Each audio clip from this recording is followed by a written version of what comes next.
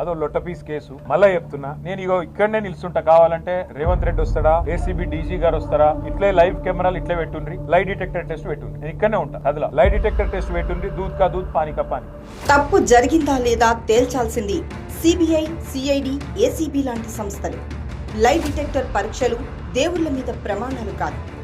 నిజంగా అంత నిజాయితీపరుడివే అయితే విచారణ అంటే భయమెందుకు కేటీఆర్? ఎలక్షన్ కోడ్ ఉన్నప్పుడు ఎలాంటి అనుమతి లేకుండా కోట్లాది రూపాయలు విదేశాలకు పంపినాం. అధికారులు చెప్పినా వినకుండా నిబంధనలు ఉల్లంఘించి ప్రజల సొమ్ము వృధా చేసినాం.